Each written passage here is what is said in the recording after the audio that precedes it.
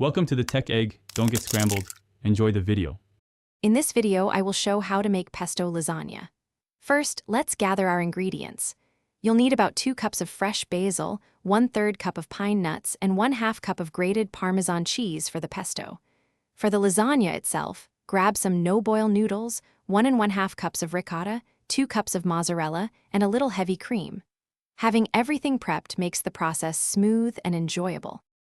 Now, let's make that vibrant pesto. In a food processor, combine 2 cups of fresh basil leaves, 2 cloves of garlic, 1/3 cup of pine nuts, and 1/2 cup of grated Parmesan cheese. Pulse these together, then slowly drizzle in about 1/2 cup of good quality olive oil until it's beautifully smooth.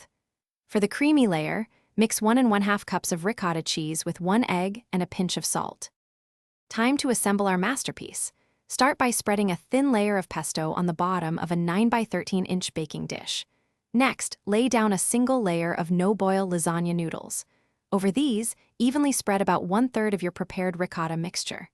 Then, sprinkle 1 cup of shredded mozzarella cheese and add another light drizzle of pesto. Repeat these layers 2 more times, finishing with noodles, pesto, and mozzarella. Almost there. Cover your lasagna with foil and bake it in a preheated oven at 375 degrees Fahrenheit for 25 minutes.